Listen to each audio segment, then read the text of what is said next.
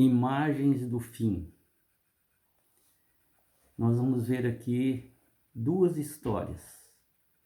Jonas, que relutou, mas obedeceu. Beltsazar, que escolheu o caminho errado. Então, no final dos tempos agora, será exigido de todos os seres humanos uma posição definitiva ao lado de Deus ou ao lado do inimigo.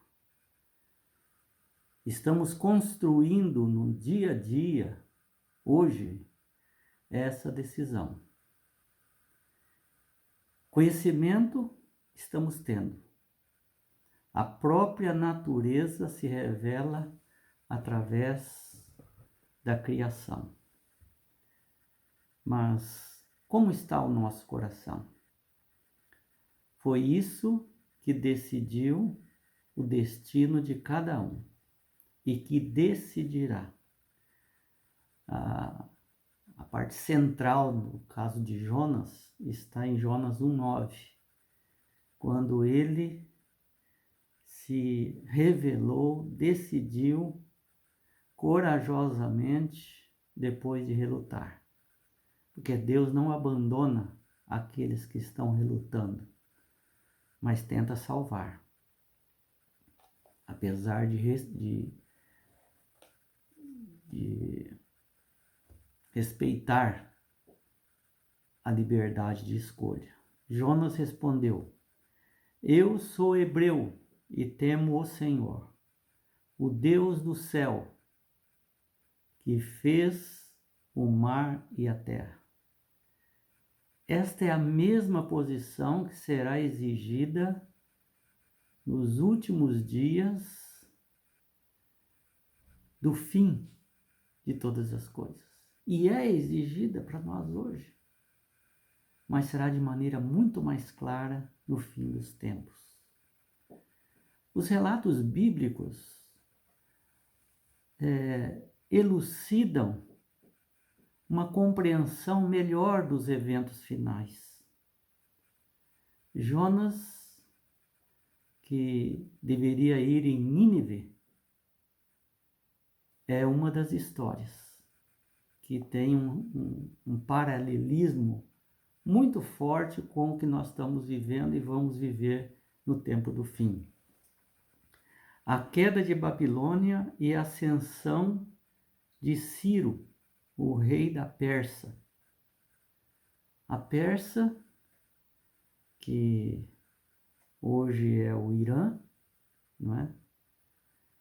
Que a Irã é descendente de Esaú, lembra de Jacó e Esaú? Onde Esaú foi preterido e Jacó foi preferido, foi escolhido para ser o primogênito. Daí surgiu uma revolta que durou até hoje e durará até o final. De Esaú surgiu um povo, amonitas, que sempre foi inimigo do povo de Deus. E até hoje. Vemos a guerra aí do Irã, que prometeu destruir totalmente Israel, que é descendente de Jacó. Inclusive, Jacó teve o nome alterado para Israel. E daí temos essa guerra de hoje aí.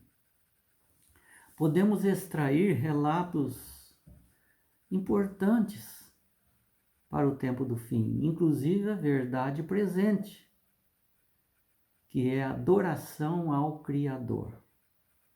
Não podemos tentar analisar cada detalhe da profecia, porque aí criaremos especulações a respeito de profecias, que isso não é o objetivo da história e da profecia. Nós devemos nos concentrar nas ideias, assim como nas parábolas, não é? Que Jesus contava. Não devemos nos concentrar nos detalhes, mas nas ideias centrais que a Bíblia quer demonstrar. Nossa ênfase deve estar nos princípios, e aí descobriremos elementos relevantes para os últimos dias da história. Mas vamos à história de Jonas. Deus pede para Jonas ir para Nínive, pregar juízo e arrependimento. Jonas, ele relutou e fugiu.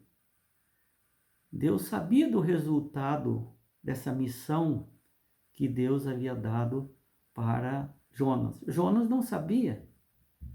Ele fez um juízo humano e achou que Deus estava errado.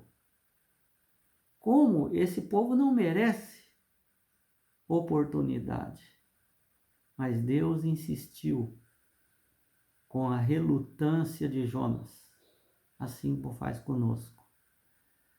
Sem atrapalhar nossa liberdade, ele intervém para que nós possamos nos arrepender e fazer a vontade de Deus. Jonas então aceitou e viu uma cidade pecadora que não merecia receber a misericórdia de Deus e arrepender-se totalmente. Todos, começando pelo rei, a todos, se arrependeram de seus pecados. Mas por que Jonas não queria ir? Vamos analisar um pouquinho o tempo e a perspectiva de Jonas. Nínive era a capital da Assíria. A Síria dominava o mundo naquele tempo, o mundo conhecido da Ásia.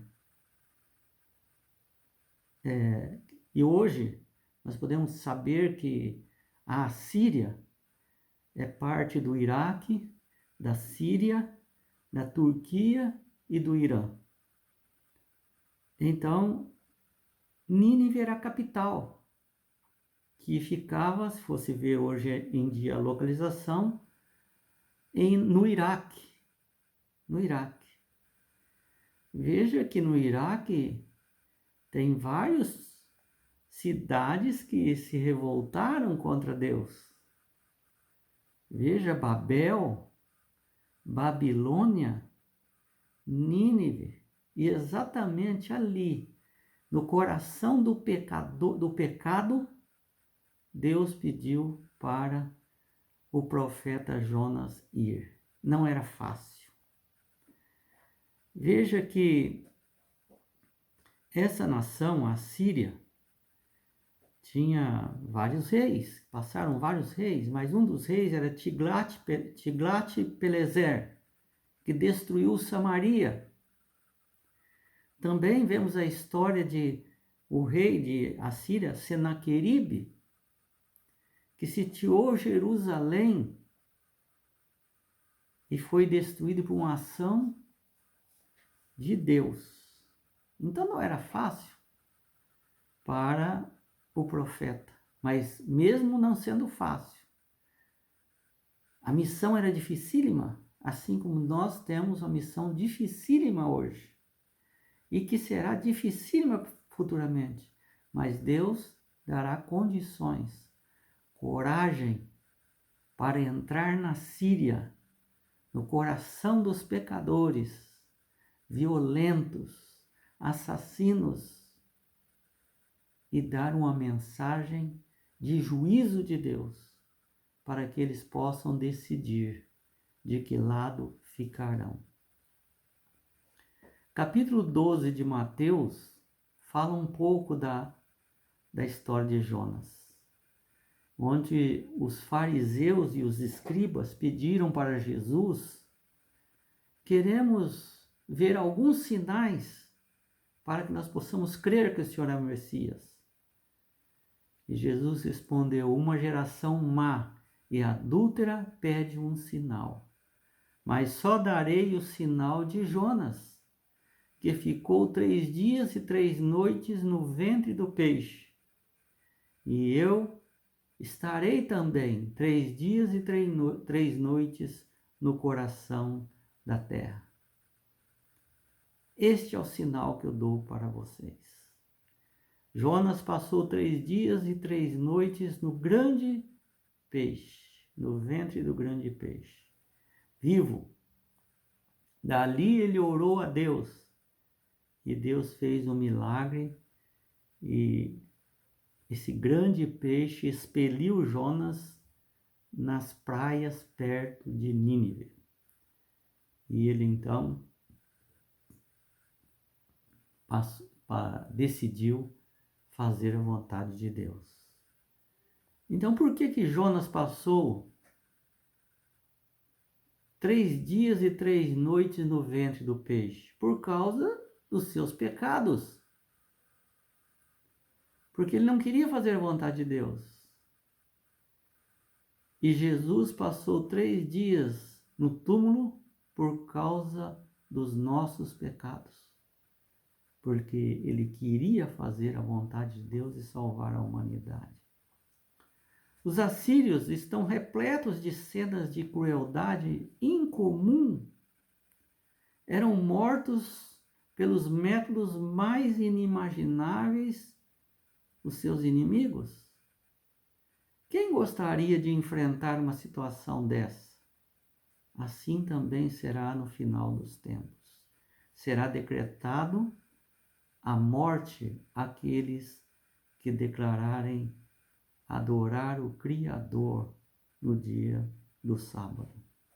Ao ser questionado sobre quem era, Jonas respondeu. Isso, o comandante do mar. Olha, a situação está terrível aqui. Alguém pecou. Quem é você? Você é um estrangeiro, estava dormindo lá no barco. Quem é você? Jonas 1:9 diz: Eu sou hebreu e temo ao Senhor, o Deus do céu, que fez o mar e a terra. Jogue-me ao mar, e vocês ficarão livres. Essa foi a declaração de um verdadeiro cristão. A ênfase de Jonas foi que Deus era o Criador e podia controlar o mar.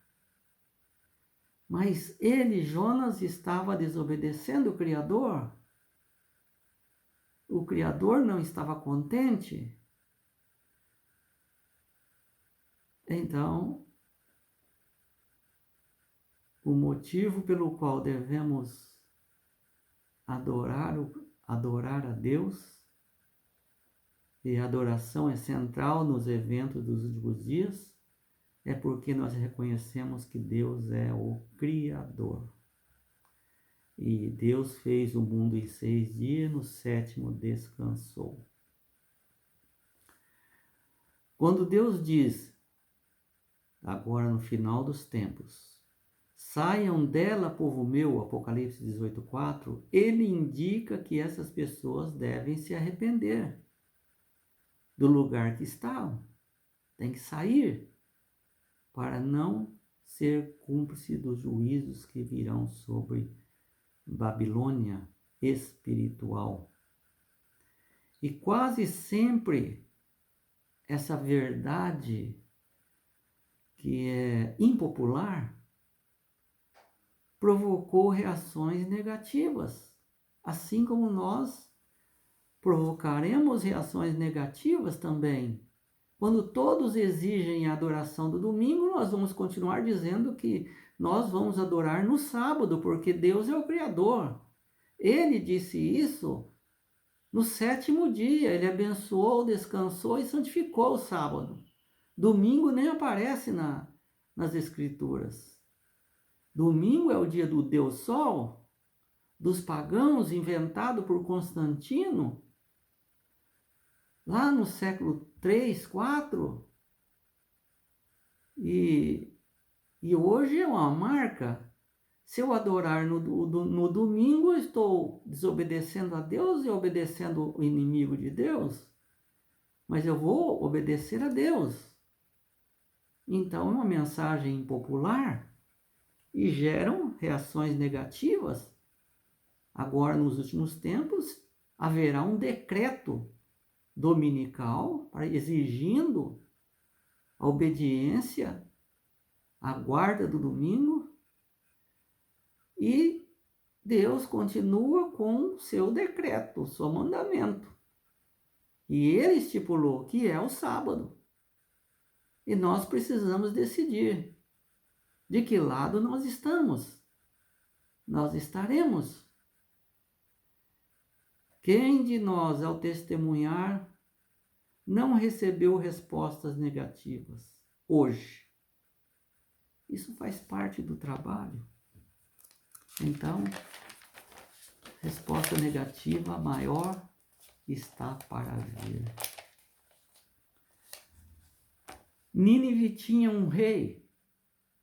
Apesar de ter o rei da Síria, Nínive, na capital, também tinha um rei. Mas a Bíblia não menciona o nome desse rei. Deus sabia o que iria acontecer. Jonas não sabia. Precisava crer e obedecer. O mesmo ocorrerá no final dos tempos. Quando tudo parece perdido, quando parece que todo o mundo está contra nós, usando todas as armas tecnológicas e mortais e de perseguição, parece que não temos saída, devemos crer e obedecer. Jonas tinha uma mensagem bem distinta. Ainda 40 dias e Nínive será destruída. Jonas 3:4. Sai dela, povo meu, porque o juízo de Deus virá. Apocalipse 18:4. Então, por que essa profecia não se cumpriu de Jonas? Veja que ele pregou e falou: dentro de 40 dias, Nínive será destruída. Sentou-se fora da cidade e ficou aguardando. Provavelmente ele nem sabia que as pessoas estavam se arrependidas ali, porque ele nem foi lá saber. Ele ficou esperando o juízo. Mas, para sua surpresa, Deus estava certo. Os ninivitas creram em Deus. Deus ofereceu misericórdia e os ninivitas creram em Deus. No final dos tempos, Deus oferecerá misericórdia através dos seus fiéis, pregando o Evangelho em todo o mundo. O Evangelho verdadeiro. E aí muitos vão aceitar. Não todos, muitos vão aceitar. Os ninivitas todos creram. Fizeram jejum com panos de saco, demonstrando o arrependimento de todos os males e pecados que eles tinham feito, pedindo misericórdia e perdão a Deus. Quem sabe se voltará a Deus e se arrependerá do juízo que ele determinou. E Deus voltou atrás, porque era uma profecia condicional. O que Jonas talvez não soubesse e que era uma profecia condicional. Ou se ele soubesse, ele duvidou que realmente alguém iria se arrepender. Pelo histórico desse povo. Não julgue as pessoas pelo histórico dele. Deus não julga a nós pelo nosso histórico, mas pelo nosso presente, pelo que podemos ser, porque todos nós somos pecadores. Não merecemos perdão, misericórdia, mas Deus oferece. E se nós aceitarmos, Ele reverterá os juízos. existem profecias condicionais e incondicionais. O juízo virá para todos. O lago de fogo está preparado, Jesus voltará. Os mortos justos ressuscitarão incorruptíveis. Os justos vivos na vinda de Jesus serão transformados em seres imortais.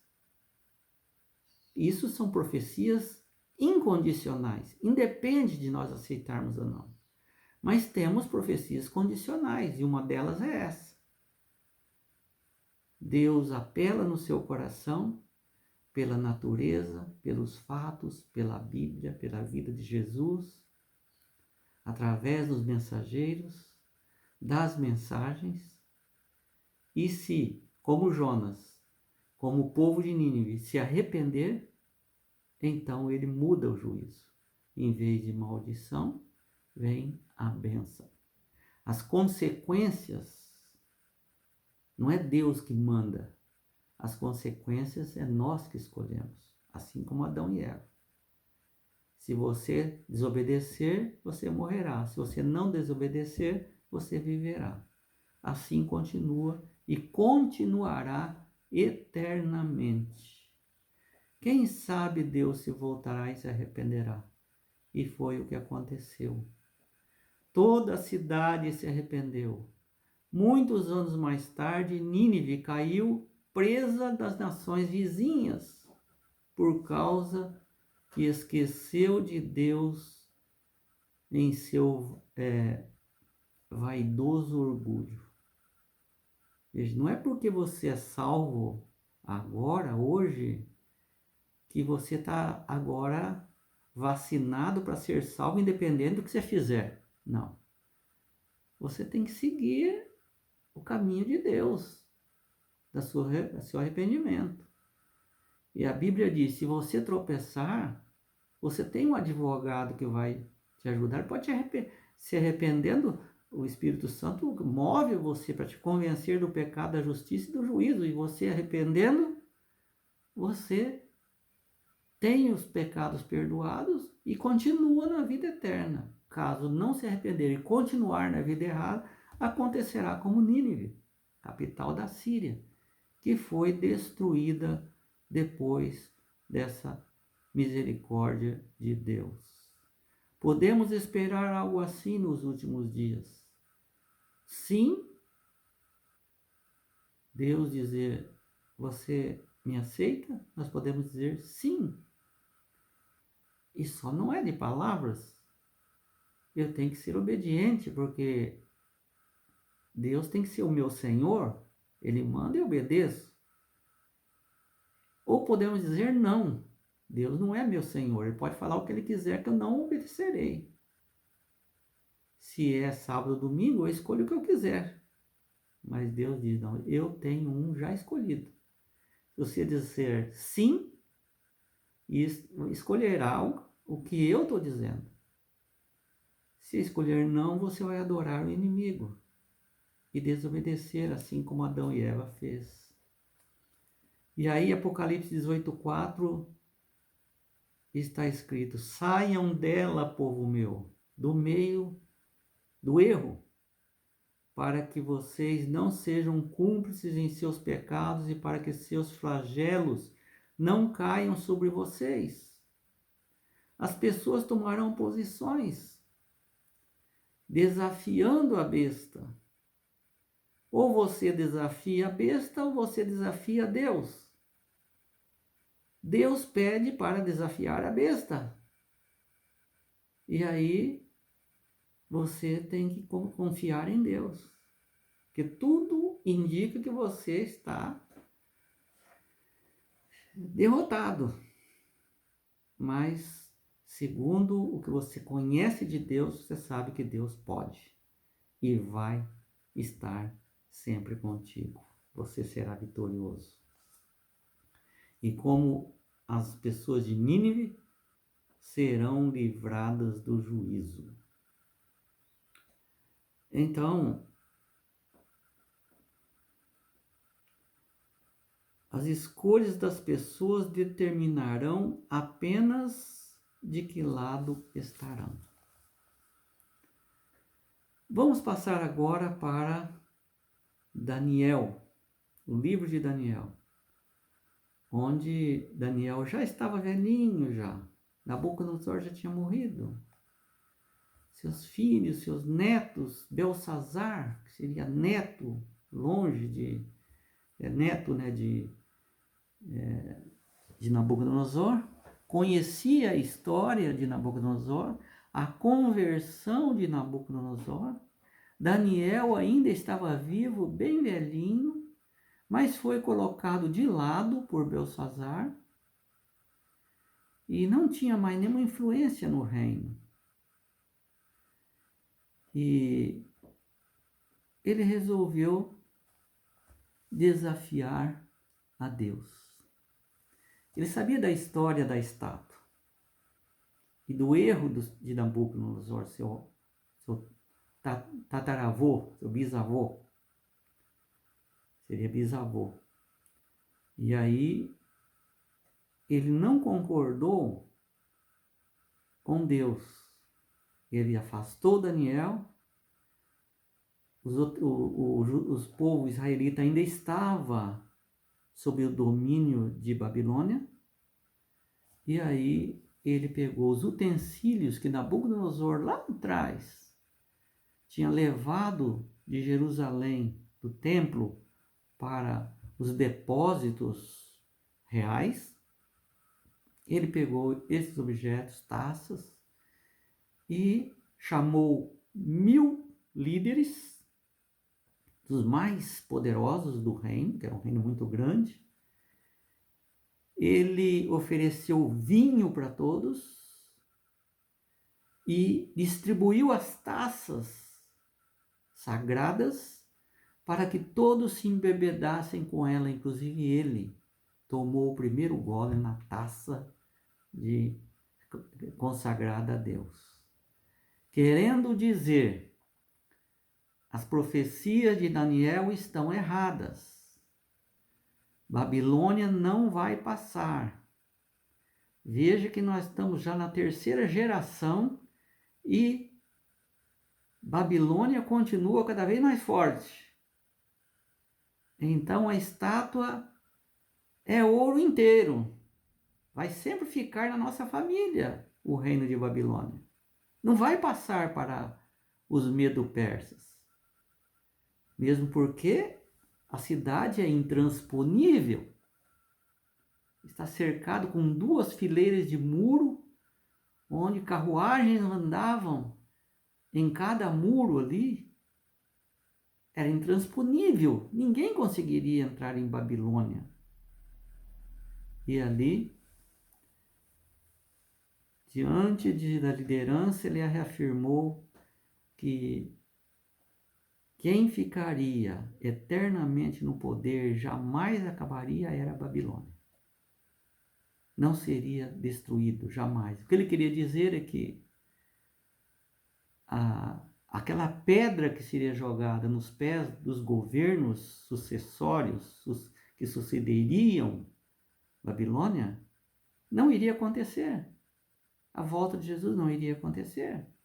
Então, a mensagem satânica. Nínive foi conquistada em 612 a.C. pelos medos de Babilônia. Olha a história um pouquinho antes. Babilônia cresceu em riqueza e influência e era a rainha do mundo. Nabucodonosor morreu confessando que o Deus de Daniel é de fato o governante legítimo de todas as nações. Isso é importante. E Belsazar sabia disso. O rei Belsazar, Daniel 5. O rei Belsazar deu um banquete a 1000 de seus grandes, com as mulheres e concubinas. Se embebedou com vinho, taças tiradas do templo. Deram louvores aos deuses de ouro. No mesmo instante apareceram dedos de homem que escreviam numa parede. O rei ficou com medo, tremiam os joelhos e foi chamado os sábios, os entendidos para decifrar, ninguém conseguiu. E todos ficaram atônitos, aqueles 1000 ali, e todos ficaram, mas o que é isso? O que quer dizer isso? Não estamos entendendo nada do que está escrito aí. Uma mão que aparece só o dedo, só escrevendo numa parede, letras de fogo, o que é isso? Até que a rainha mãe, ou seja, a esposa de Nabucodonosor, que conhecia toda a história, disse: neto, não se apavore. Ninguém conseguiu interpretar, mas há um judeu, há um israelita, há um hebreu, aqui no nosso reino, já velhinho, que viveu no tempo do seu avô, e que ele tem o Espírito de Deus, e que pode revelar para você o que está escrito aí. Ele diz: traga esse homem aqui. E trouxe o velhinho Daniel. E Daniel foi chamado e disse: o Deus do céu está vendo tudo o que você está fazendo de errado. Todos os pecados de Nabucodonosor, seu avô, que antes de converter,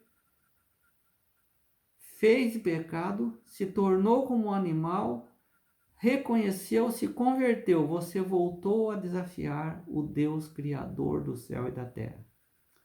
Essa mão que aí apareceu é a mão de Deus. E o que está escrito aí é: você foi pesado na balança e achado em falta. Você passou pelo juízo e agora você está condenado. Seu reino será dividido. Não tem mais, agora é incondicional. Você teve tempo para reconhecer. Você teve informação e agora seu reino será dividido entre os medos e os persas.